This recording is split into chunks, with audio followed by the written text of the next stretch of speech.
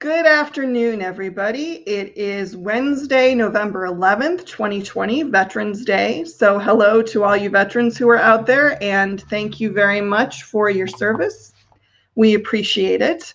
Today, I'm very excited because I have Marcia Derryberry as my guest, and I've been wanting to talk to her for a really long time, so I'm glad that we got this ready to go.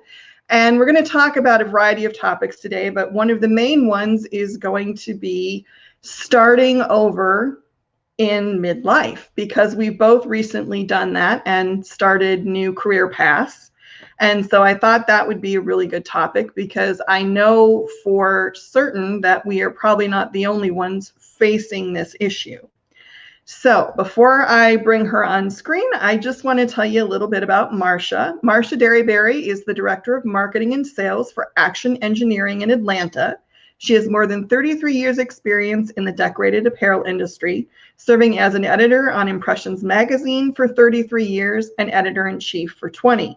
She was also the content development for the Impressions Expo, formerly the ISS show, award-winning educational conference program for 20 years. She lives in a log cabin in the Blue Ridge Mountains, and I'm jealous of that cabin except for the snakes, and enjoys spending time with family and friends and her dog Jackson at her mountain paradise. And I'm so excited she's here, and she didn't bring any of the snakes with her. Hi, Marcia. Hi, y'all. So happy you're here. Oh, thank you for having me. And before we get started, I wanted to thank all the veterans too, in honor of you today, for all of your service. Yeah, I'm a military family, and it's just wonderful to have a day like this. But you have to be at peace with my pet snake, Ka, because he's my big black snake that I keep posting pictures of, and he eats mice and rats, and he's a good guy. He just sunbathes on the railroad ties. He's no problem. Well, I can accept that snakes are good things. I just don't personally want them in my vicinity. Okay. So as long as he stays in Georgia, we're good. Okay, I'll keep him here on my railroad ties. Yeah, he can stay on your stone wall or whatever it was that I think you had a picture of him on the wall at one point. But yeah. I mean, I'm not prejudiced against snakes in any way. I just don't personally want them near me. Well, if that makes any kind of sense. I don't know if it does. But anyway, and how we got off on that, I don't know, but it's funny. So one of the reasons that I really have wanted to talk to you is because you and I share an experience that I'm sure a lot of women our age are probably having, especially with COVID, which is we did rather unexpectedly change careers after quite a number of years at the same job. I mean, you obviously, I think I was 14 at Enmart, and you were what, 33 at Impressions? Yes. So that's like a lot. It was 2/3 of my life. Yeah, and I mean, first of all, I think we need to talk a little bit about the culture shock of having been somewhere for so long, and you know the routine, and you know the people, and you know the goals, and you know all the stuff, and then all of a sudden it's different. Yeah. So how did you adjust? Well, that's what made it easy to stay there for so many years, because it was routine, and I knew how to do everything. I knew all the players in the industry, still do, and thank goodness for those connections. They've really helped me lately. But I just kind of, when I got laid off in June. Well, I was furloughed in May, on May 8th, and then I was supposed to find out August 7th, but on June 29th, I was laid off, and it was purely COVID related, not performance. They guaranteed me that, so I didn't have to lick my paws going home. But so I went through all the range of emotions, and then I was like, was I a little burnt out? Probably, because I was so used to the routine. And then you go through the whole, do I have it in me to learn something new? I'd gotten comfortable with where I was at, and I hoped and thought I would be there for the other 20 years of my career. And I thought, I guess I got to pull up my bootstraps. I don't know what I'm going to do. Unemployment certainly wasn't working for me after about a month of that. So I just kind of was like, yeah, it's time to really learn something new. So I have to like buckle up and find a job. And thankfully I did land one quickly. And I'm very thankful to my employer at Action Engineering, Eric Naftal. Is a great boss, a great man. A lot of people know him in the industry. He's been around for about 30 years.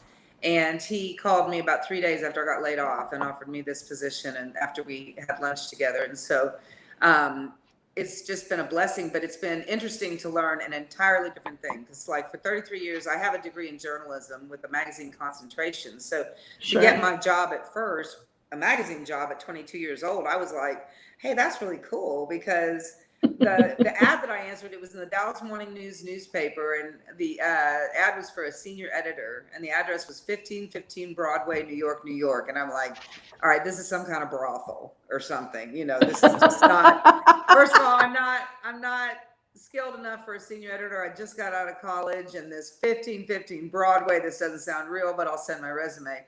Turns out it was a small publishing company owned by two men called the Gralla brothers. It was Gralla Publications, and they had this trade show and magazine for the t-shirt market, basically, back then. And that was started in 1977. And just so happened they had a assistant editor entry-level position available in their Dallas office. So that's how I got on board at Impressions. And then I kind of worked my way up over the years. So it really did. I got into this routine of knowing just exactly what to do every month and meet every deadline. Even as we added new products, you know, print was not disappearing, but it was shrinking, the print market, and everyone was going digital. And we came out with so many new digital products. And, you know, it's a real challenge. If you've tried to write about t-shirts for 33 years.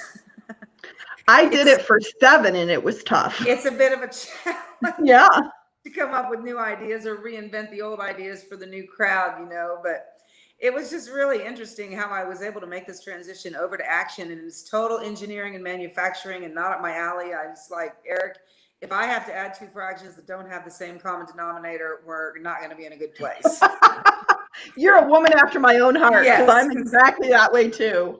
I'll hang with your dangling participle, but don't bug me with your common denominator fractions. Yep. I'm a words girl all the way. So yeah, that's why I went into journalism, because I couldn't handle my calculus class. Plus it was a night class and I had to walk by a bar to get there, which was bad. Oh, well, there you go. So if I had to choose between calculus and let's have a drink, I know which one I'm choosing. I kept hanging right into the bar, so I dropped the calculus class and stayed in journalism. I love it. Well, I did want to put up, I put it up while you were talking, but I was going to throw it up again just so everybody can go check out Action Engineering, which is your new home now. Yes, but thank you. You're welcome. But the one thing that you said that I really thought was interesting is you kind of get in this routine and then you have to try something new, which I think is scary, but it's also exciting. Mm-hmm. So has it really kind of energized you again a little bit that you're now having to learn a new skill set a little bit? It has. I mean, first thing we did was what Eric calls PK, product knowledge. And so day one, we would start that first couple of weeks, we started about an hour and a half in his office early in the mornings, just going over the website and going over the product knowledge. Because if anyone that's not familiar with Action Engineering, we make specialty application palettes for screen printing presses and digital. We make them for Cornette, and you can buy the Epson pallets directly through Equipment Zone. But we also sell squeegees and flood bars. So I had a lot of product knowledge to learn. So that was the first thing I did. And then I was trying to kind of take all of that knowledge and figure out what I could do with it as marketing and sales director. Mm-hmm. And so I just kind of went with the flow and figured things out as I went along. That's kind of what, it's kind of what you have to do. But I think it's one of the, when I was doing a little research before I started, before this, because I always do a little research and try to get some information. And one of the raps that older people in general get, but for some reason older women in particular get, is that, they are as a group very set in their ways and they don't want to learn new things. Mm-hmm. And I don't think, most of the women my age, I'm 51, and I think you're in I'm your 50s. 54. Yeah, 50. you're 54. So, we're roughly in the same age group, and it's like all the women I know that are around our age are like really vital and interested and excited about stuff, and I Yeah. just don't, I don't know where this image came from. Yeah, I don't either, because it definitely re-energized me and remotivated me. I mean, I was working toward a goal of learning something new in addition to tackling my job and trying to do a good job at it, and it being something totally different than editorial. Now, I was kind of involved in marketing just through the experience of working so closely with a marketing team at the magazine and trade shows for so Sure. long. So that part was easy, but the sales part was a whole nother story. And Eric has been coaching me along the way, and that's been great because I've been reaching out to a lot of international dealers. So I'm there very early in the morning. Usually I work at 5:30 in the morning. Oh my goodness. Well, just until 3, so that I can get those international calls in. And so I was excited about learning something new. And even though it's a challenge, and it's an ongoing challenge, I've only been there 4 months, but it's really kind of fun. And I used to think, I couldn't sell ice to an Eskimo, but all of a sudden I'm like, oh, people actually like talking to me. And so, Yeah, okay. it's a new skill set, which is Yeah. always really cool and it's kind of, I know when my circumstances changed, one of the things that was always kind of in the back, and still is a little bit in the back of my mind, was, well, I'm in my 50s now. Hmm. So is that going to be a thing? As Yeah. opposed, and I haven't found that it has been. But I'm wondering, and I think this is a valid question to ask you, because you were in the industry so long and you had such a stellar reputation and everybody knows you, do you think it was maybe a little easier to connect with a new employer than it might have been otherwise? Definitely. I was very blessed to have had so many friends and acquaintances in the industry globally, and for Eric to have called. I actually had 2 other job offers from people I'd worked with in the past. They were outside of the industry. One was in the gift and souvenir trade show business. And I didn't follow up on the other one. It was from an old friend. I didn't know what that one was. But my dream was to stay in the industry because, as you know, I had a journalism degree, but I started at this magazine, and all of a sudden T-shirts get in your blood, and there's no escaping them. There's no escaping them. Well, I have a similar story to yours in that when I applied for the job I had at Enmart, it was an ad for said an embroidery company is searching for a director of marketing. So I was thinking like an Embroid Me or a little tiny place, and it turned out to be this national company with 6 locations and did business overseas, but I didn't know any of that when I started. And yeah, it gets in your blood. Yeah. I mean, and I've never run an embroidery machine or pushed a squeegee or done anything, but Oh, really? yeah. Well, I ran an embroidery machine once. Uh-huh. But I'm just really good at listening to people. So, And do you have a marketing background? yeah, I have a degree. I have a Oh, degree okay. in marketing and a degree in business. Oh, I should have been calling you And back in July when I was scared to death. and but I never intended to end up here. It Yeah. just kind of happened, and then I'm like, and gradually I became a part of it, Yeah. and Yeah. now I'm like, I don't know if I could go anywhere else that isn't a part of this industry now. I honestly couldn't. I mean, my backup plan was to start my own media communications company, much like Nicole Rolander and Deborah Sexton, Yeah. my dear friends do, and help marketing for firms and decorators in the industry that need a little help, especially with social media and stuff like that, which is always on the back burner, but that would be my way, hopefully, to sustain myself staying in the industry. Because you did, in talking about age, it freaks me out because I feel like I'm close to retirement, and I know it's like 20 years away, but I'm panicked that I've aged out of the employment system and nobody's going to hire me because I'm an old bag, so it kind of scares me. But then I look at all my dear friends in the industry and, now we're all in our 50s, 60s, and some are in their 70s. And I said, one time we were in Long Beach this year, and I said, you know what? We have turned into all the old salesmen in the bar we used to make fun of, because it's all the same old people. We tell the same old stories that were still funny 30 years later, and we just have a great time. But I'm thinking we're all so old, and I don't know. But it's so funny because when I made the decision that that Enmart and I weren't going to be able to reconcile what they needed and what I needed, and it was just going to we were going to, if somebody didn't pull the plug on this, we were just going to, neither of us were going to have a good experience. So I was like, okay, I got to go.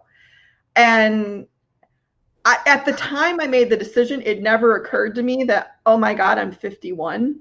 And maybe that's gonna, because in my mind, I still think I'm 20. Yeah, I know. I feel like I'm vital and I have all this information and ability, and I feel like I'm better now than I was when I was 25 or 30 because I have all this experience. But it didn't occur to me until after I pulled the plug and I was figuring out what to do next. And then I was like, oh crap. Maybe this is going to be a thing, and what am I going to do if this is a thing? It hasn't necessarily turned out to be a thing, but I don't, and I'm wondering, obviously your situation was a little different because it was a COVID furlough thing and circumstances, but did you have that moment of, oh boy, I'm older and definitely. And I saw it coming. I had been through this since the days of the Gralla brothers. The magazine and trade show was sold several times over the years. We were even owned by the Nielsen Company at one point, which is the Nielsen Media Ratings. And they owned Billboard magazine and Variety, and we were just one of many B2B magazines that they had. So I had seen, as we changed hands, I saw middle management get let go every time. The people that were letting people go on the lower levels were then the next people to go when the new owners got in and got settled. So I went through it about 7 times, not knowing if I would have my job or not. And this last time, I really saw the writing on the wall. So the day that I happened, I wasn't that surprised. It did sting a little bit, and my bosses were so nice about it. There's no hard feelings, particularly with the Impressions and ISS staff, because those are my buddies, those are my best friends. It wasn't them. It was at the corporate level. We were a private equity owned firm, so we're there's decisions made that you just have no control over. So I saw it coming, but it definitely stung. And then I was like, oh my gosh, what am I going to do? I'm too old. Nobody's going to hire me. And plus, I don't even have a resume. I haven't had a resume since 1988 when I got my job. I don't even have one. I called my sister and asked her for hers. And I still don't have a resume. That's what I asked Eric. I said, and we were at lunch and he was entertaining me. I always say, with black bean soup and Diet Coke, you won me over. And I said, well, do you need a resume? Because I don't have one. And he said, no. So. Well, there is an advantage if you've been prominent in a particular industry. That does help you out in that. And everybody knows when I came into the industry, you were one of the first people that I became aware of, that I was like, okay, that's somebody I need to, and we still have never met in person. No, but 11 years ago. Well, we should have, but it just never quite worked out somehow. Yeah. But and when we were doing the ISS shows, Enmart, I still say we, which is so weird, but when Enmart was doing the ISS shows, I wasn't going to shows yet then, which is weird, but anyway. And so I don't think I was ever at a show that you were at. It's possible I might have been, but I don't know. Anyway, but there's something to be said for a reputation, and obviously you have quite a reputation in the industry. You've been in the industry practically since the beginning sometimes. Which actually brings me to another thing that I want to ask you about, because this is when I realized I was going to have you on the show. I thought, I got to ask her this question because, oh boy, I'm on tenterhooks. Well, no, it's more because as you said in your bio, you've had 33 years experience in the decorated apparel industry. one of the things that we do with this show, and one of the things that I do with the Women in Garment Decoration group, is to try to increase the profile of women in the industry. So that's a question I have for you. If you've been in the industry for all the years that you have, do you think women's, I don't even know what the question is I want to ask. Do you think that women's place in the industry or visibility in the industry has changed over the years? Oh, definitely, definitely. I mean, there's always been women screen printers and embroiderers, and the embroiderers, of course, back in the day, got all the attention. But then, the poor screen printing women that, people like my dear friend Jill Greninger up in Northern California. She's been screen printing, or she did screen print for years and years and years. And they didn't get the credit that they deserved. The Academy over at what used to be SPAI years ago, the Screen Printing Association International. Now it's SGIA, or now it's Printing United. I'm sorry. Right. But the Academy is mostly all men. There are a few very talented, wonderful women who I adore that are part of the Academy. But screen print was very much a male-driven industry. And I've seen over the years a lot of women really kind of move up to the forefront. Especially like in planning the conference program for the imprinted sportswear shows now, Impressions Expo, I would come in and find these new women people on the screen printing end. Like I said, I always had plenty on the embroidery side because so many were sewers to begin with, and then they went into commercial embroidery. But I was able to hire people like Tiffany Rader Spitzer, who's Tiffany Rader Spitzer. She's at Rader Industries. Tiffany Spitzer at Rader Industries down in Florida. She became a speaker, and she's like taking over Charlie Taubleib's basic screen printing class for Impressions Expo. Well, he moved on to more advanced classes, and he had that spot for like 30 years. So it's real prominent for her to be in that position to do the workshops and some individual seminars on that topic. And then there's just loads of other ones. And now we see all the young people coming in, like Sloan Coleman with her Here for Good campaign. I mean, she's unbelievable. You talk about a young influencer. She's doing great in this industry, and she just popped up out of nowhere, out of St. Louis, this year, basically. And so, I'm sorry, people are texting me. It's coming across as distracting. Like, stop it. I didn't turn off my notifications. That's all I could do to turn the thing on. So anyway, yeah, I definitely think women are a lot more visible. You doing this podcast and then having the Women in Garment Decorating group on Facebook too is so much fun. We can talk amongst ourselves and really get a joined force together, because there never has been. I think we tried a couple women in the industry panels at Impressions Expo years and years ago, but we never really, not we, the magazine or the shows, but we as an industry never really have brought women to the forefront until now. And I think we're doing good collectively as a group now. I think there's more awareness, maybe, which was the first thing that I was kind of hoping to get going a little bit. Was, my big thing is just, when I looked around, I mean, not to take away anything from all the great male speakers and educators and the terrific guys in the industry, because a lot of them are my dear friends, as you would say, and a lot of them have been very supportive of me and what I've done, but I look around and I see the female faces are few and far between in a lot of the panels. Now, I think Printing United has women in the industry panel or something now. I think Tiffany's on that, if I remember correctly. Oh, okay. And there's other things happening, but I think we still have a ways to go. And that's really one of the things that I wanted to talk to you about, is because you have seen so much of the history over the years, is and if this puts you on the spot, I'm sorry, but what do you think we should be doing? I mean, is there a place we should be concentrating on, or is it just encouraging and mentoring more women to become speakers and get on the panels and do podcasts and all that kind of stuff? Yeah. I think the latter. I think definitely have women start, because we have so much to teach and so much to We learn from do. other people. And I think to get a lot more women speaking and on the boards of Printing United and PPAI and ASI, the associations, and doing Mhm. podcasts. They're fun as heck to do, and it's easy to do if you're not the moderator. I've heard you and Aaron and Eric and Terry talk about how hard they are to do when you have to host them, but they're fun being the guests. I couldn't be having a better Well, time.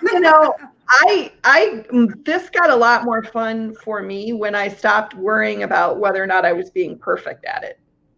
Now, Yeah, when I yeah. mess up, like when I try to put a banner up and I do something dumb or whatever, and I'm just like, oh, Yeah. whatever, because it's just me, and Well, yeah, I was very nervous the first time I did one. I don't even know when it was, over a year ago, Mhm. because I thought it'd be all formal and this and that. And then I'm looking at all my friends that are doing them, Jay Bussell and Terry and Mhm. Aaron and you and Marshall and Alan Howe and everybody. And it's just so casual, and it's just people talking to people, like when we do our virtual cocktail hours and Yeah. stuff. It's exactly the same way, except we don't have alcohol in our hands and we're not cussing. But, Well, maybe I should yeah. add that to the podcast. We could have drinks, but it's There only you 3 go. o'clock in the afternoon, so I don't know. That's a That's little, true. That is true. That's a but little early for me. yeah, a little early in the day. But the whole thing that I like this. Tanya has a good comment here I wanted to share. Never be perfect. People like to know we aren't perfect either. Best thing I have learned all year. Oh, wonderful. Thank you, Tanya. That was great for sharing And I that. think that's true. And we also have a couple other comments since I'm doing comments right now. Ooh, how Cindy King sophisticated of said, you. good afternoon. Cindy is here every Oh, week. I know. Like, Cindy. Hello, Cindy. Yeah, she's always on Two Regular Guys too. yes, Through she there. is one of the biggest supporters. I think everything I've ever done, Cindy showed up for. So it's kind of We like appreciate it. having, my mom isn't with us anymore, but it's kind of like I've got a lot of aunties or something that Yeah. show up and say. And Greg Kitson says, hey, ladies, you are real pros in my book. Thank you. Oh, we love you, Greg. And then we have the ever dreaded Facebook user, StreamYard.com/Facebook. If you go there and give them permission, they'll tell us who you are. But good afternoon to you, Facebook user. And I love this. Ghosta from Sweden is here. I love him. Yes, Ghosta shows up on a lot of our Well, the podcasts now. I know, and a lot of the guys keep joking, we got to go do our podcast from Sweden with Gustav. So I say collectively, we all go in and all do our podcast there. I think we should, right. and then we could go to South Africa and hang out with Allison Buchanan for a while, and then we could go to where's Brendan? Brendan, Australia. He's Australia, so we could go to Australia. He's always said, I'm welcome. Since he built his new house, I said, did you add me a bedroom? Yeah. I would go hang out there for a while. He's hilarious. I love Brendan Presner. He's a good guy. And Cindy says, I love y'all shows. So that's very sweet. Good.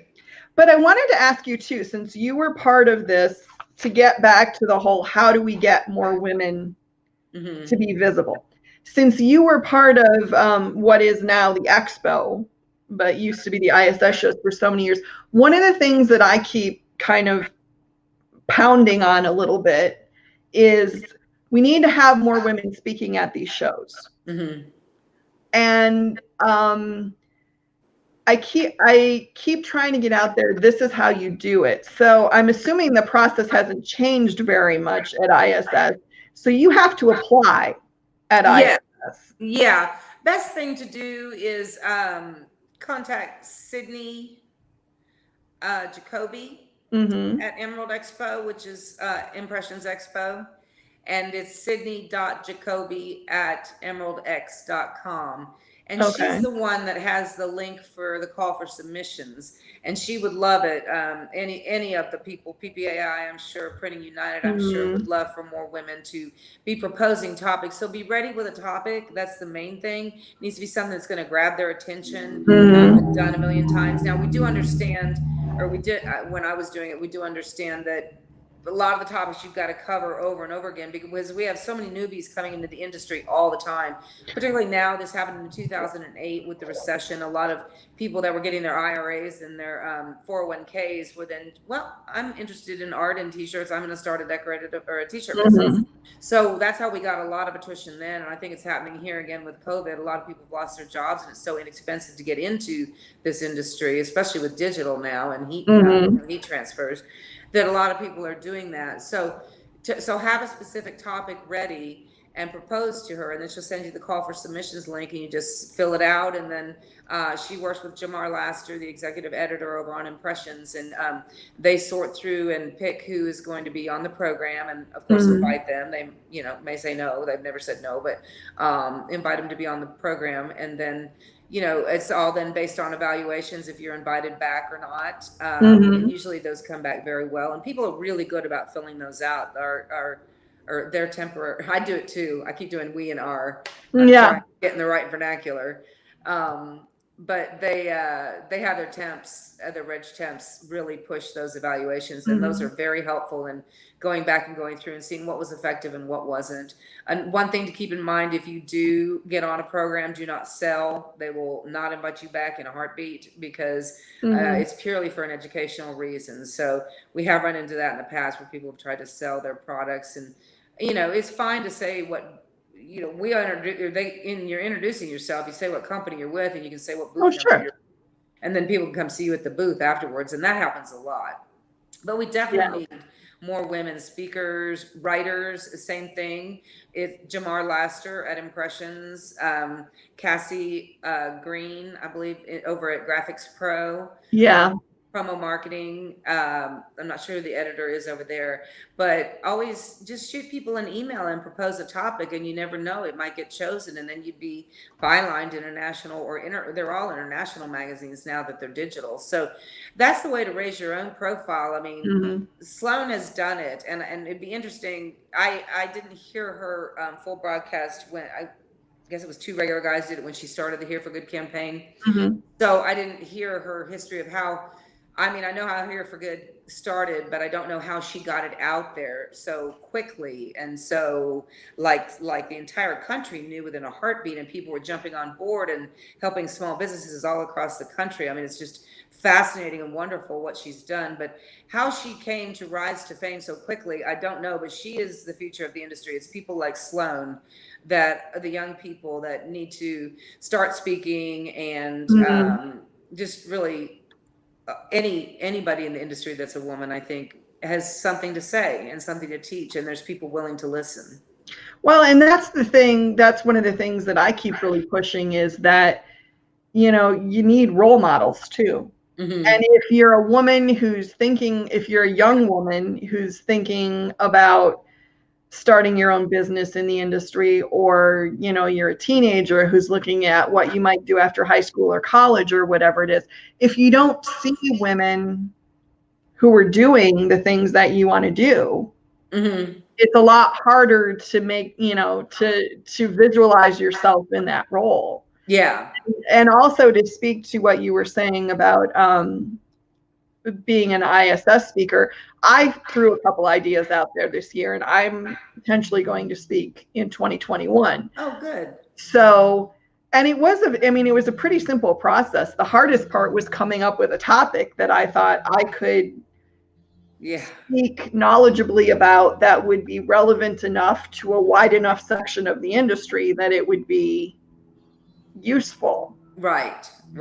And that's always the challenge. I've been a speaker at the DAX shows with Scott and Marcia Derryberry for years now, and the hard part is always coming up with something. And I'm sorry, I keep mentioning all the other shows. I'm sorry, Scott and Margie, I totally forgot to mention the DAX shows. They do a great job over there. They do. And the one thing I like about all the shows is that they have, especially with COVID and everything that's happened, they've shown themselves willing to be adaptable and to embrace new options. So I think that also opens up new opportunities. Like, I know DAX is looking at some other options for releasing their seminars for 2021. And so potentially there could be more spaces available and stuff like that. So, there's possibilities, but I just keep banging the drum on the whole, we need more women to get out there, and we Yeah, need to respect women of, and we need more women of all ages, all ethnicities. Not that sexual orientation should come into what work you're doing, but we need a wide variety of role models out there. I totally agree. Yeah, And definitely. yeah, and I think we need to get over. I was laughing because one of the things I was thinking of before we started this, when I was going over my research, is how many times people have commented on my hair, because I'm gray. Total. I Uh-huh. mean, I'm gray, and I've been gray since my hair started going gray when I was about 35. Oh I was a wow. redhead, Oh wow. and it's been gray, and I don't dye it, never dyed it. I tried it once. I looked like a pastel Easter chick. I looked like one of those, the old fashioned grandmas who used to go get blue hair once a week. I was like, oh, this is not happening. But there's this, I can't tell you how many people have told you should dye your hair. You What? should, How rude. I know. And I was like, well, first of all, my hair. But the reasoning that they come up with is, well, it makes you look older. I'm like, And well, okay. Number one, I don't really think it does, but no. I don't, I guess where I'm going with this is that there is, even if we're not aware of it, there kind of is this whole, I don't want to say prejudice because I don't think that's the right word, but maybe bias Mm-hmm. against women who are getting older. It's like you're supposed to not ever show that you've aged. Right. Right. And the thing that bugs me about that is I think I'm infinitely smarter and better equipped to be a good employee and a good person and a good partner and a good at this age than I was Mm-hmm. when I was 25. Mm-hmm. And so see, now I'm ranting. No, I'm loving it. But I mean, I think it's something we need to talk about a little bit, especially in view of the experiences that we've both had this year. Mm-hmm. And we were pretty lucky because we're in an industry that accepts a lot of different people and doesn't seem to have as much of the same traditionalism, maybe, as Mm-hmm. some other industries. I guess Yeah. I want to say it that way. But I also have to wonder how much of that is just because we're all like solo entrepreneurs, or a lot of us, so everybody's running. I guess what I'm saying is you don't know what's happening in other people's businesses. Mm-hmm. That does make it And difficult. yeah, and I guess, that's another thing where I think I like that I'm here and you're here and we're having this discussion and we're Mm-hmm. showing, and I like that on some of my other shows I've had women who are my age or even older than me Mm-hmm. that are showing that, hey, you can still be vital and getting things done Mm-hmm. at an age when, people maybe don't think of you as much or expect as much from you. Yeah. And I don't have you ever encountered that attitude? I mean, I literally had a boss that told me that I should dye my hair.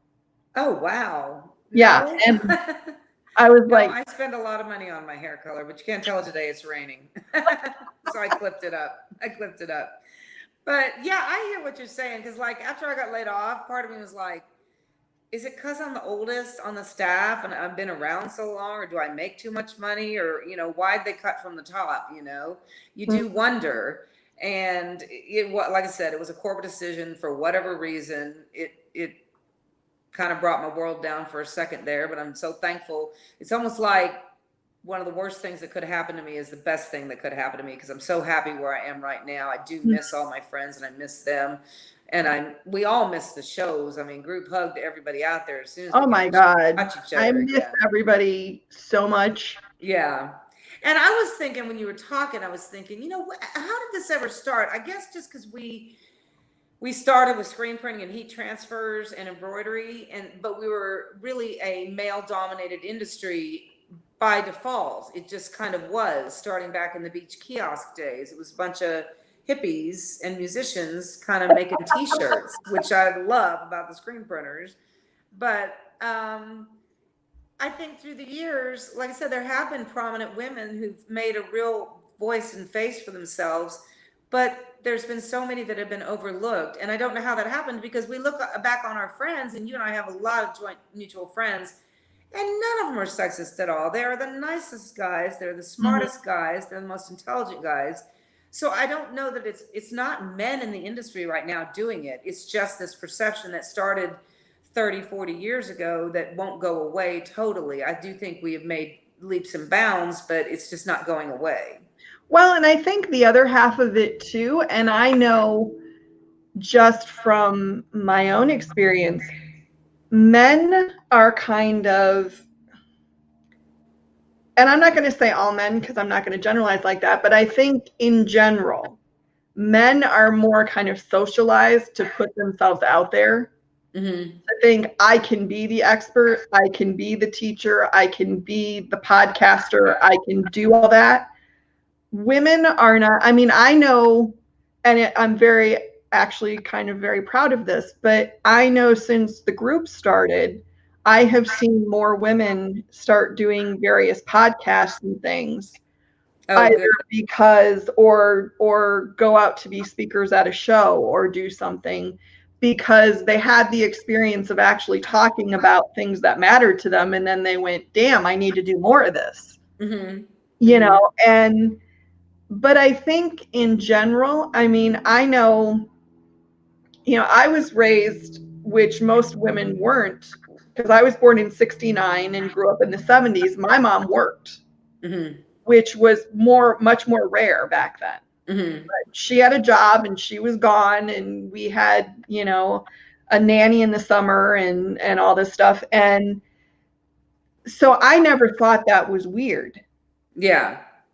I was always like, okay, you have a career. That's what you do. And what's really interesting about that, though, is I have a younger sister who's 2 years younger. She always wanted to have babies. She always wanted to live in the country. She wanted to be the neighborhood mom and never really aspired to have a career and I totally went the opposite way. And I was like, I don't want a kid. Yeah, I know you don't want kids. No, I don't want kids. I don't want, I just want to have a job, and I want to go out and show people what I can do, and I want to have an impact and all that.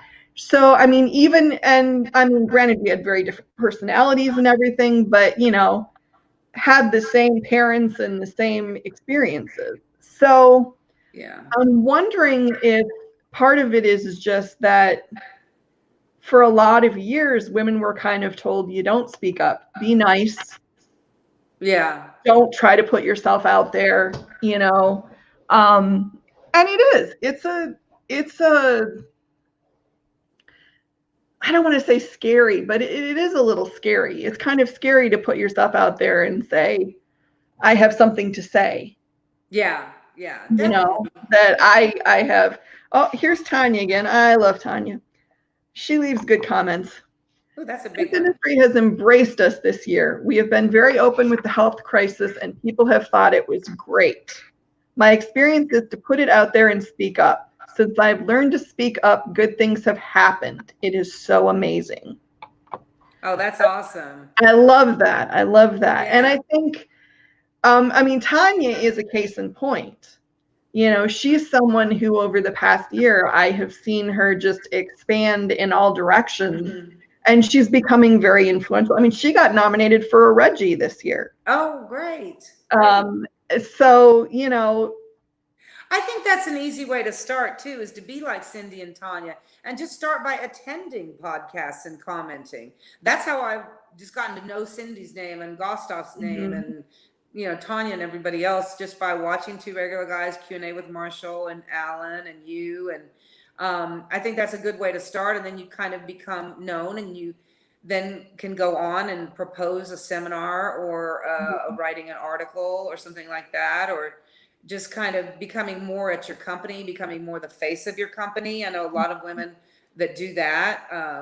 Liz with GSG has been there forever, and I've known her for years, and you just always know when you go by the booth, Liz is going to be there. But then you see the rest of the guys, and it's very male driven. And nothing against GSG, I love my GSG people, but any big company, I didn't mean to pick on them. That didn't sound right at all. But any big company, you know, it's hard to find a woman that is the face of the company. It is. I mean, and I think the other thing too is that I'm seeing one of the things I'm still trying to puzzle out a little bit now is that there seem to be companies that are figuring out that, okay, maybe women have been underserved, but they're having men run the programs. And I'm like, okay, well, a program is, I mean, having a program is better than not, but wouldn't you think if you're trying to reach women, you'd find a woman to run the program? Yeah. I mean, and you know, it's kind of a double-edged sword because you don't, I mean, and it's a line that I find hard to walk sometimes because I don't want to be like, oh, men are awful. Yeah. Because that's not true at all. I mean, like I said, there are tons of men who are very supportive. I mean, when I went to Aaron and Terry with the panel podcast that I do, the WIGD podcast that I do with them once a quarter or twice a quarter or whenever it is, they were like, yeah, totally, we're on board. What do you need? Let's go. Yeah. And at that point, I went to them because they already had a platform and I didn't yet. And now it's just kind of like, I like having it over there because I think it says something that it's a male platform that's supporting women. It's a platform owned by men, I guess. Yeah. Made by men that's supporting women's issues. Right. Well, and I want to give a shout out to them too for including in the Reggies this year that new category of women in the industry. Yeah. Influencers. I think that's a great category. Well, they asked me about that. And I was, Aaron asked me about that and he said, what do you think it ought to be? And I went, oh boy, I don't. And, you know, we talked about, well, should it be best guest on the panel podcast or should, and I was like, that's not what I want to do. So I said, well, how about, you know, person who's doing the most to raise the profile of women in the industry. And then we got those great nominations for these women who really are doing that. And I was like, I'm so proud of them. Yeah.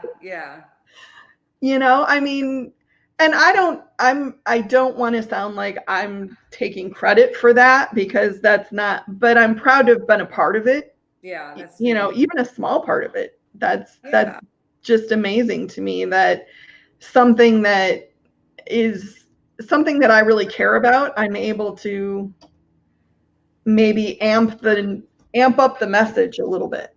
Yeah.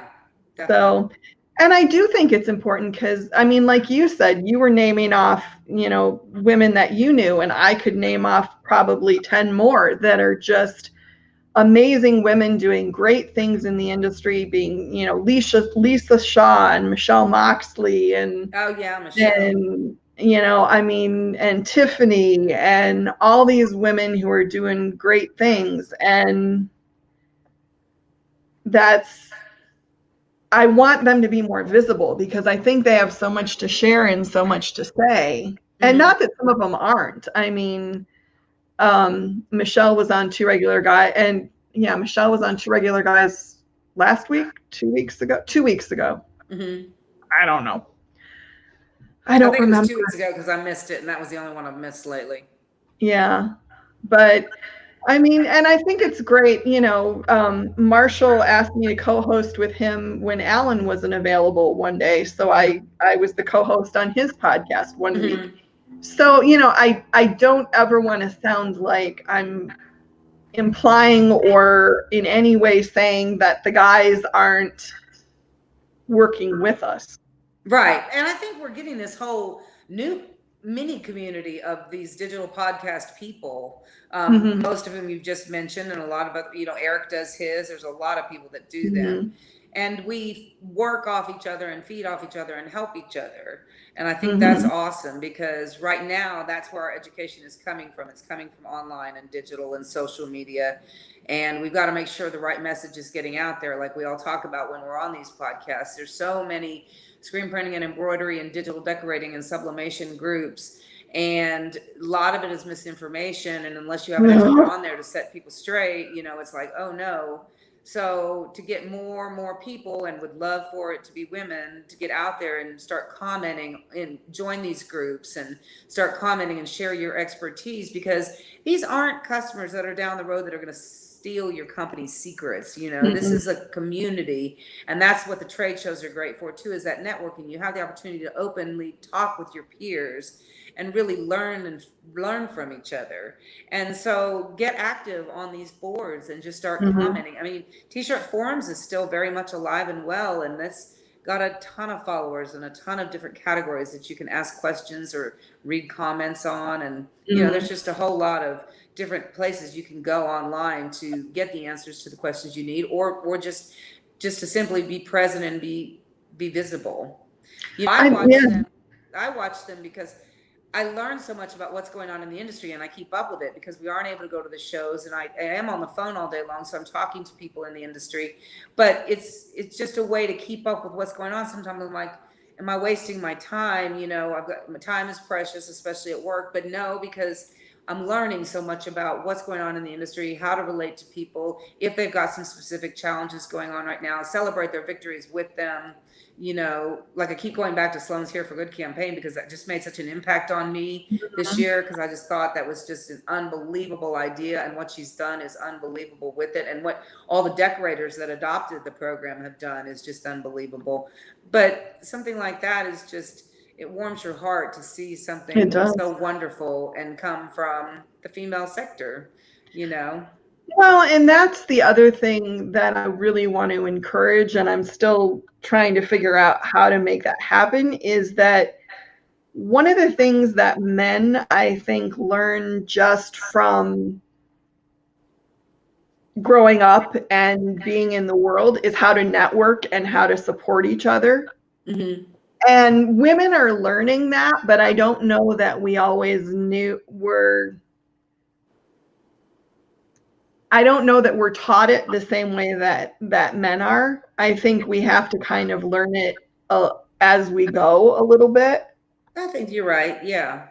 But, I think that's another thing too, is I would like to build a network of women who are all lifting each other up and supporting each other and helping each other get their messages out there and all that kind of stuff, because I think it's important. I think you should do a podcast. with all the knowledge you have in this industry, you'd be amazing. Oh my gosh. Not after all the work y'all say it takes. But yeah, at work they got me one of those fancy schmancy microphones, one of those snowball ones. Yeah, I got to get one of those. They're not expensive on Amazon, and they cut out all the background noise and stuff. They're really cool, but they're old fashioned. You feel like you're on like WKRP or whatever.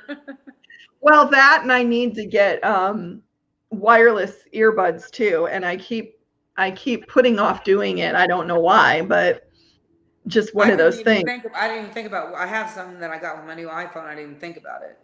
Well, it hasn't been. I haven't heard any feedback or anything, so we've been all right. That's good. But I just think it's really important to start fostering a supportive network of women, because I think that's, the more that we lift each other up, and the more that I'd like to see the pictures when they show the picture of like the speakers at ThreadX or something. I'd like to see more women in there. Yeah. And, not in a, like, I think the guys who are there are not good speakers or aren't going to impart, but just let's see more variation. Let's see more representation. Yeah. One of my dear friends posted a picture of the Academy, the Academy of Screen Printing and Digital Technology from Printing United. And it's a great picture with so many of my dear friends of over 30 years in there. But it was all men except for Marcy Kinter. And there are other Mm-hmm. women in the academy, but I was like, come on, y'all. It's all dudes now. They've got to get Mm-hmm. more women in there. So I look to people like Tiffany to be inducted someday, the more she speaks and writes, because it's like the most prestigious thing is to be inducted into the academy. Sure. And you have to be writing and speaking for many, many years in order to get even elected, to be nominated, to be voted on to get in. So Sure. it's a process that takes sometimes decades. I helped several people get in it because when they were nominated, I would then have to go back and find their articles from impressions for them to submit. Sure. So I knew a little bit about what an intensive process it was. So, you know, that's a lofty long-term goal, but to get there, get yourselves out there. Like I said, start. Well, and that's the thing.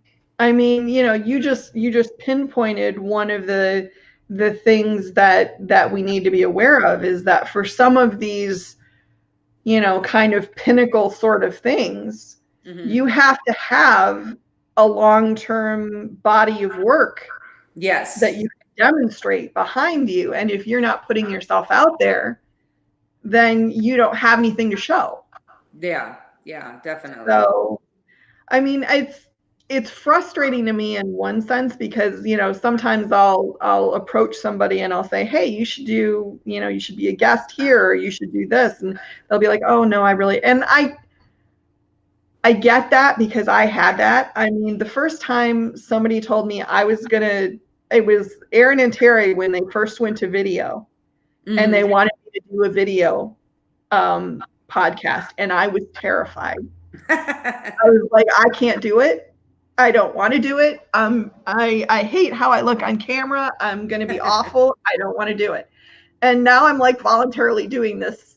Yeah. Every time I get the chance. And I really love it. But it's such a great vehicle for what I want to try to do that how could I not? Yeah.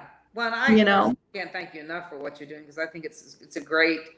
Thank you. Not that we're starting a movement, you know, this is in the 70s. I'm a child of the 60s and 70s too, from San Francisco, born in 66. So I had very liberal parents. And so I too was just like, it was always just sort of ingrained in me, you're going to work. You know, I wasn't the type that was going to stay home with my babies, which I think is what the most important job, to stay home with your children. But I always worked, and it just sort of was in my blood. I'm always going to work. It's always going to be up to me to take care of myself until it's time to retire, which unfortunately that age keeps going up. I don't understand why. Well, and I just want to segue real quick because we've just got a few more minutes left. And I got to talk about, you mentioned your children. Yes. I got to talk about your son and daughter-in-law and your granddaughter, because that picture of Etta Jo as breakfast done up in the breakfast at Tiffany's killed me. Absolutely. I was like, I love this so much. Yes, if you want to friend me, everybody, because my kids are so creative. They are so funny. And I was gonna say, the husband and wife, my son and daughter-in-law, dressed up as the twins from The Shining for Halloween. Blood all over. I saw that too. My son was in my God, dress with blood all over it. Of course, I never saw the movie. I didn't get it. They had to explain it to me. I'm the old hag. But all my friends are like on the floor laughing. They got it immediately. Yeah, I saw that. I was like, holy crap, man. And that's Martha's, that's Marcia's Facebook page there up on the screen. And you should definitely go friend her, not only to see the great stuff that her family's doing, but just because she knows so much about the industry. So you definitely should, if you haven't friended her, you should. But I mean, I love what your family is doing, especially Etta Jo. I mean, she's such a great sport. Yeah, well, she's a very special little girl. She's autistic, so we're just learning to read and speak now. She's 6.5, and she works very hard at it. It's been quite the challenge. They both have full-time jobs that they're working from home and trying to homeschool her because her school's not open. And she needs her special needs teachers, you know. So I really admire what they're doing and where they find the time to make these costumes and do up these sets. They do full-blown sets for everything they do. You know, it's like crazy. Oh, I know. I've seen some of the pictures you've shared, and it's just, but I have to say, Breakfast at Tiffany's was my absolute. I was just like, that is the most perfect day. Yeah. Well, she just is like, she's been in front of the camera. My mother's a professional photographer, my daughter-in-law Yeah. wife. And so she's been in front of the camera since she was a newborn. We shot her actually twice for the cover of Impressions. The latest one she was on was this past July. And that was actually her mother-in-law. Her mother shot those pictures. My daughter-in-law did. But she's just a natural in front of the camera. So on those Breakfast at Tiffany's pictures, she's just there with her cup of coffee and her mules on and her legs crossed and her Holly Golightly mask up here. And she was just funny. Oh, that was the best. The Holly Golightly mask. Yeah. I was like, okay. And I think these kids are 30. I don't know where I guess they watch Breakfast at Tiffany's. Of course, I never saw that either. I'm not a movie person. It blows everybody away. One of my favorite movies ever. I have an Audrey. If I could be somebody other than myself, I'd probably be Audrey Hepburn because I just think she's just classy as all heck. But Breakfast at Tiffany's is just a favorite movie of mine. And as soon as I saw that, I was just like, okay, I like this. This is good. Yeah. But I was going to say, do friend me because not just because of my kids' hilarity, but more than half my friends are industry related. So I'm always posting stuff about the industry, stuff that my company's doing, stuff about podcasts like this one that are coming up, if the stuff's coming up. And so half the time I talk to friends and half the time I bore people with pictures of my dog in my mountain cabin. And half the time I'm talking business. So, you never know what you're going to learn. And I love people. So more friends the better. So I'm going to put it up one more time. And occasionally there's a picture of a big black snake too. Yes, that's K-A, after the Jungle Book, snake. I love it. I love it. He's been there for 3 years. He just suns on the railroad ties. I don't know why. Well, he knows that it's a safe space for snakes. So he's good. Well, we have actually gone slightly over an hour now. Well, I had a blast and a half, Christine. Oh, I did too. And I know you weren't feeling all that well. So I thank you so much for taking the time. I put on makeup and everything, but I'm fixing to go back to bed. Well, you go back to bed and feel better. And thank you so much for being here. It was great. Thank you for having me. All right. I'm going to pop you out and say goodbye to everybody. Bye, everybody. Oh, that was so fun. And we learned so much. I just want to say thank you, everybody, for being here. Next week, we will be doing another issue show. We're going to be talking about what women are told they could be versus what they can be. And this is inspired by a series of podcasts that Aaron Montgomery has been doing, his Principles of Success podcast. The 5th one is this Saturday. And he started me thinking. So I thought we needed to have a discussion about this. And so that's what we're going to do next week. And I thank you all for being here. I thank Marcia for being here. It was a great show. And I'll talk to you all next Wednesday. Bye, everybody.